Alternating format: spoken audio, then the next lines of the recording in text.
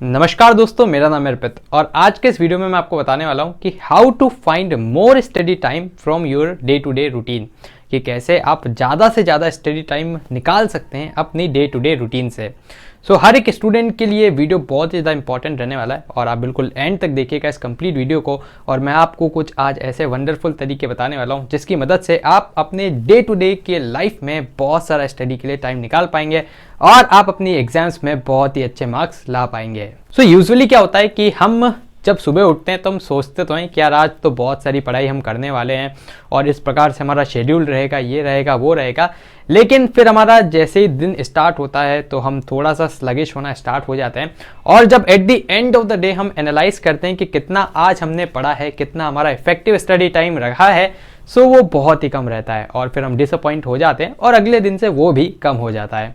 आज के इस वीडियो में मैं आपको बताऊंगा कुछ ऐसे स्टेप्स, कुछ ऐसे तरीके जिसकी मदद से आप अपने लिए दिन भर में बहुत सारा स्टडी टाइम निकाल पाएंगे। और इस वीडियो में मैं आपको कुछ ऐसे एडजस्टमेंट के भी तरीके बताऊंगा जिसकी मदद से जहां पर टाइम नहीं भी होगा वहां पर भी आप टाइम निकाल लेंगे। तो सबसे पहले तो मैं आपको बता देता हूं कि ये इफेक्टिव स्टडी टाइम क्या होता है। तो देखो दोस्तों, जो इफेक्टिव स्टडी टाइम है उसका मतलब होता है कि कितनी देर तक आपने बहुत ही अच्छे से स्टडी की है बिना किसी डिस्टर्बेंस के।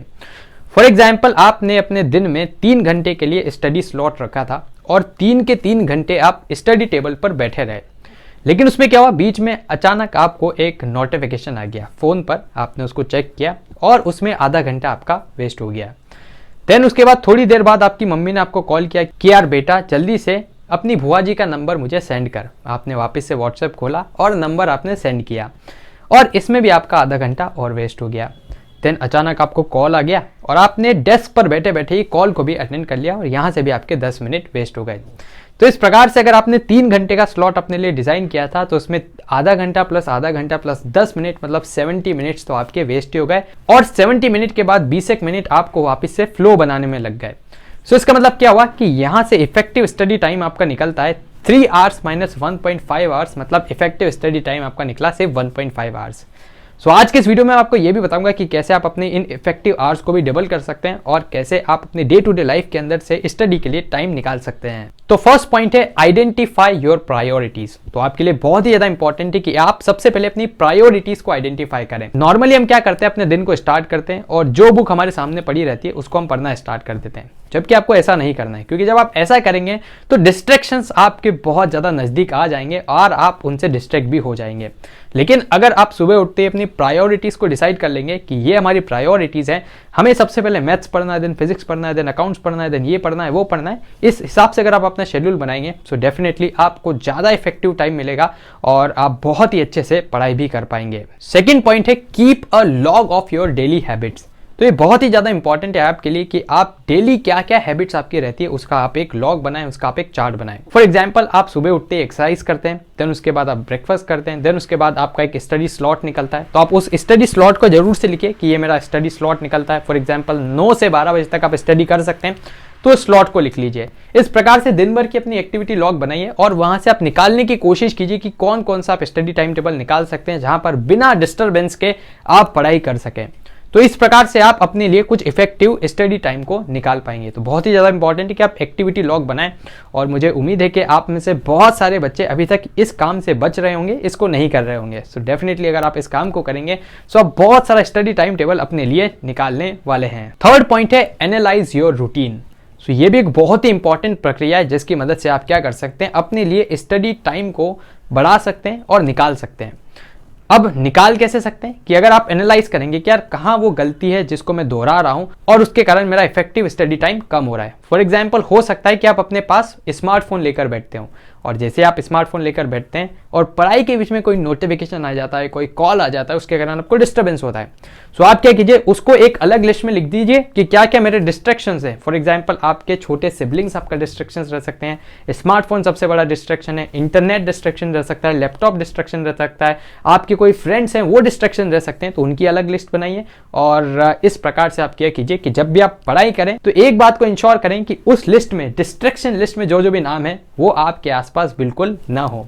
अगर आप ये काम कर लेंगे तो डेफिनेटली क्या होगा कि आप अपने इफेक्टिव स्टडी टाइम को बढ़ाने वाले हैं और दिन भर के बिजी शेड्यूल से आप अपने लिए कुछ पढ़ाई का समय निकालने वाले हैं। फोर्थ पॉइंट है एलिमिनेट अननेसेसरी और रिडंडेंट टास्क। तो ये भी बहुत ज़्यादा इंपॉर्टेंट है कि आप अपनी लाइफ से अननेसेसरी और रिडंडेंट टास्क को एलिमिनेट करें। रिडंडेंट का मतलब ऐसे काम जिसको अगर आप करेंगे तो भी उससे कोई वैल्यू एडिशन नहीं होगा। दिन भर में बहुत सारे ऐसे टास्क रहते हैं जो कि एकदम से रिडंडेंट रहते हैं, जिसकी कोई जरूरत नहीं रहती। सो अगर अपन उसको करेंगे, फॉर एग्जांपल फेसबुक चलाना, और फेसबुक को एक निश्चित समय से ज़्यादा चलाना, तो ये एक कंप्लीट रिडंडेंट टास्क है। फॉर एग्जांपल अगर आप 15 मिनट चलाते हैं, 15 मिनट में आपने क्या करा, अपनी पूरी सोसाइटी की, देश दुनिया की अपडेट आपने ले ली, लेकिन उसके बाद आपने क्या किया, किसी को चैट करने के लिए पकड़ लिया और उससे आप अननेसेसरी बातें कर रहे हैं। सो डेफिनेटली ये एक रिडंडेंट टास्क है, और अगर आप इसको एलिमिनेट करते हैं सो डेफिनेटली आप उस टाइम में पढ़ाई कर सकते हैं और आपके इफेक्टिव स्टडी टाइम में बहुत ज़्यादा इजाफा होने वाला है, अगर आपने इस तरह से अननेसेसरी और रिडंडेंट टास्क को अलग कर दिया तो। अगला पॉइंट और सबसे important point, change the script. बहुत सी बार क्या होता है, हम सुबह से एक प्लान बना के बैठ जाते हैं कि अच्छा अर्पित सर ने बोला था एक शेड्यूल बनाना, सुबह से हमने शेड्यूल बना लिया कि इसके बाद ये पढ़ना है, ये पढ़ना है, ये पढ़ना है, ये पढ़ना है, और बाय चांस कोई अपनों ने सेकंड सब्जेक्ट उठाया और उसके अपने को बुक ही नहीं मिली। और ये हो सकता है कि आपने वो बुक अपने फ्रेंड को दी हो कि यार तू नोट्स कॉपी कर लेना, तू रख ले।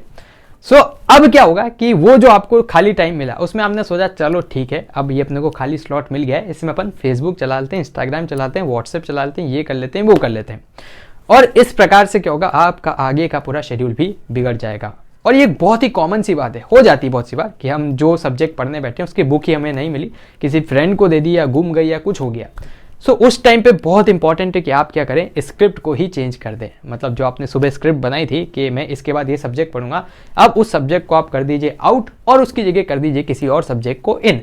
इससे क्या होगा कि आपका जो इफेक्टिव स्टडी टाइम है उसमें कोई दिक्कत नहीं आएगी, वो हमेशा मेंटेन ही रहेगा। और जो बहुत सी बार ये भटकने वाला इंसिडेंट हो जाता है जहां पर आप अपने पाथ से भटक जाते हैं, वहां से भी आप नहीं भटकेंगे। 6 तो लास्ट पॉइंट है, टेस्ट एंड मेक एडजस्टमेंट। सो आप अपने डेली रूटीन को आए दिन टेस्ट करते रहिए कि क्या ये जो मैं चीज कर रहा हूं सही कर रहा हूं फिर नहीं, क्या मैं सबसे पहले जो मैथ्स पढ़ता हूं उससे मुझे जो रिक्वायर्ड रिजल्ट्स हैं वो मिल पाने या फिर नहीं। बहुत सी बार होता है कि यार सुबह अपना एप्टीट्यूड वाला दिमाग चल ही नहीं रहा है और अपन मैथ्स पढ़े जा रहे हैं, मैथ्स पढ़ते हैं फिर हम बहुत ज़्यादा थक जाते हैं और आगे का रूटीन भी हम अच्छे से फॉलो नहीं कर पाते हैं।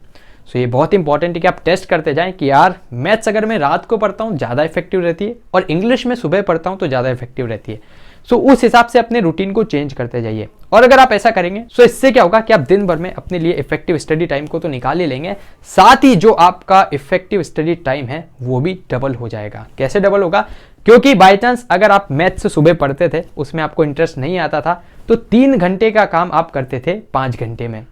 सो इससे क्या हुआ, आपके जो इफेक्टिव स्टडी टाइम है उसका तो वेस्ट हो गया। और अगर आप वही काम रात को करते हो तो वो 3 घंटे का काम आपका 2 घंटे में हो जाता है। तो इससे क्या होगा कि जो काम आपका 5 घंटे में हो रहा था वो 2 घंटे में हो रहा है। इसका मतलब यही है कि आपका इफेक्टिव स्टडी टाइम डबल हो गया है। और इस चीज़ को मैंने खुद के ऊपर भी अपनाया है, मेरे बहुत सारे स्टूडेंट्स ने इस चीज़ को अपनाया और डेफिनेटली यहाँ से जो रिजल्ट है बहुत ही अच्छे आए हैं। आप इस वीडियो को अनअकैडमी आरोग्य पर देख रहे हैं और अनअकैडमी एक ऑनलाइन एजुकेशनल प्लेटफॉर्म है। आप अनअकैडमी पर CBSE एग्जाम्स की तैयारी कर सकते हैं, वो भी बिल्कुल स्ट्रक्चर्ड वे में। इसके लिए आपको एक प्लस सब्सक्रिप्शन लेना होगा।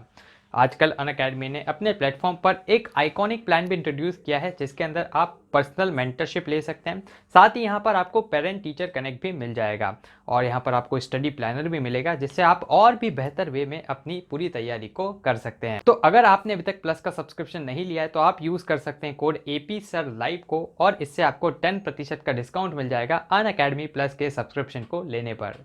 सो दोस्तों मुझे उम्मीद है कि आपको ये वीडियो पसंद आया होगा। अगर आपके कोई भी डाउट्स हो, सवाल या सुझाव हो तो आप उसको कमेंट बॉक्स में लिख दीजिएगा।